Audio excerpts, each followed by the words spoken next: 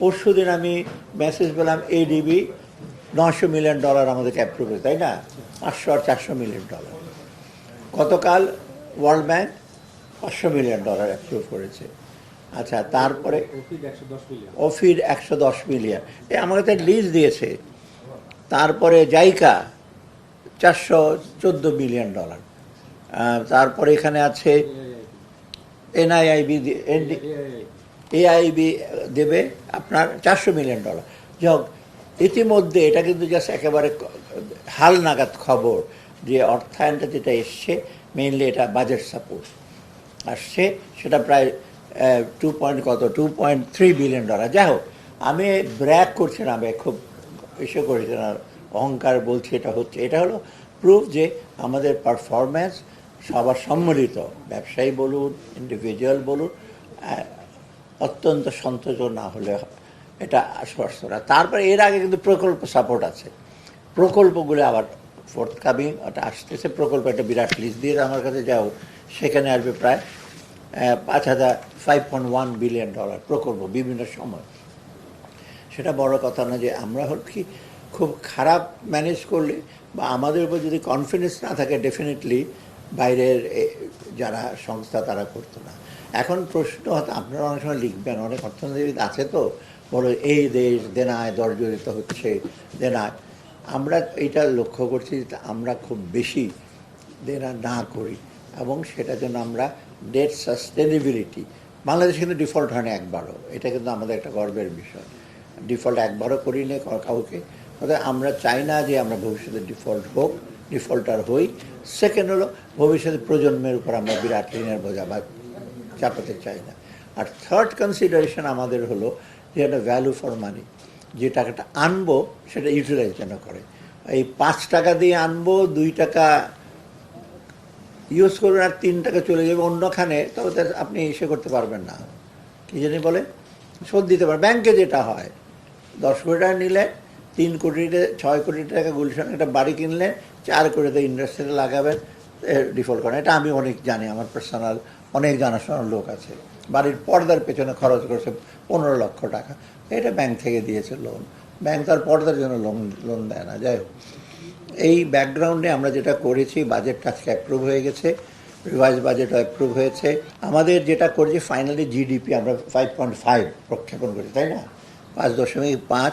ইনফ্লেশনটা আমরা ভেবেছি যে বেশ কমে যাবে, কিন্তু আমরা ভাবলাম যে নেক্সট জুনের মধ্যে 6.5, 6.5-এ এখন নাই, মিডিল এখনও তো 9-এর মধ্যে আছে। তারপরে একটা জিনিস ভালো সুখবর যে ডেফিসিট কিন্তু ওয়ান অফ দ্য লোয়েস্ট। আপনি গত 10-12 বছরের মধ্যে এত হয় নাই, এত 3.62। আমরা ইচ্ছা করে এই যে জায়গায় বললাম যে মুস্তফা আলী ঋণ করেও পোলাও খাও, ঘি খাও, সেটা আমাদের না। আমরা আর স্বপ্নের পোলাও খাইতে চাই না, আমরা মোটে রিয়ালিটি মানে বাস্তব এসে করতে চাই। অতএব সেই প্রেক্ষিতে বাজেটটা অঙ্ক চেঞ্জ হয় নাই, 7,90,000 কোটি টাকা। তার মধ্যে আপনার পরিচালন হলো 5,60,000 কোটি টাকা, আর এডিপি 2,30,000। এডিপির একটা বিশেষ দিক হলো আমরা কোনো মেগা প্রজেক্ট নিচ্ছি না। মেগা মানে বেশ বড়, মানে 12 বিলিয়ন 13 বিলিয়ন। আমরা মেট্রো রেল হবে, সেটা নিশ্চয়ই 2-3 বিলিয়নের কমে হবে না, একেবারে খুব ছোট প্রজেক্ট হবে না। বা বে টার্মিনাল হয়তো 1 বিলিয়ন 1.5 বিলিয়ন লাগবে, সেই ক্ষেত্রে কিন্তু বিরাট প্রজেক্ট নিচ্ছে না, এটা একটা। দ্বিতীয়ত আমরা পুরনো অনেক প্রজেক্ট বাদ দিয়ে দিয়েছি যেগুলো একেবারে ইসেতে হয় নাই, সেগুলো করে কিন্তু এডিপিটাকে আমরা মোটামুটি আমরা একটা পর্যায়ে বাস্তব ভিত্তিক পর্যায়ে নিয়ে আসছি।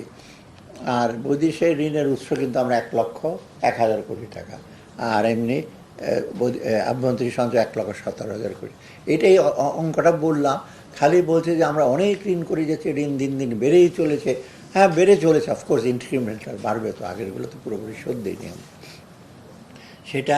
এখন এই প্রেক্ষিতে আমাদের বাজেটটা আমরা যা দেখেছেন, যা এর আগে লেখালেখি হয়েছে, এর মধ্যে পরিবর্তন আসছে 3টা জিনিস মেনলি। পরিবর্তনের 2টা মেনলি, তাই না? একটা হলো সামাজিক নিরাপত্তা, কারণ 81,200 97 কোটি টাকা ছিল, এটা 91,297 টাকা করেছি। 10,000 কোটি টাকা আমরা বৃদ্ধি করেছি। ওভারঅল বাজেট আমি মনে করি যে অ্যাটলিস্ট এখন বিজনেসের যারা কনফিডেন্স নাই, কনফিডেন্স আসছে, বাংলাদেশ ব্যাংকও চেষ্টা করতে ব্যাংকের রেজলিউশন হিসেবে করতে। আর মোটামুটি আমার মনে হয় বা বাইরের বিনিয়োগ আসা বা পোর্টফোলিও ইনভেস্টমেন্ট আসা, এফডি আসা, আমার মনে হয় একটু বেটার হবে। এবং এই বেসিসে কিন্তু আপনারা দেখেন যে আমরা যে অর্থগুলো বাইরে থেকে পাচ্ছি, ওরা কিন্তু আমাদের ম্যাক্রো ইকোনমিক স্ট্যাবিলিটি এবং সামষ্টিক অর্থনীতির ম্যানেজমেন্টে কিন্তু পুঙ্খানুপুঙ্খরূপে ওরা বিশ্লেষণ করেছে। আপনার নিজে জানলে আশ্চর্য হবেন কোন কোন সেক্টরে নতুন ট্যাক্স বসেছে, কোনখানে রেয়াতে, এগুলি সব ওদের নখদর্পণে এগুলো আছে।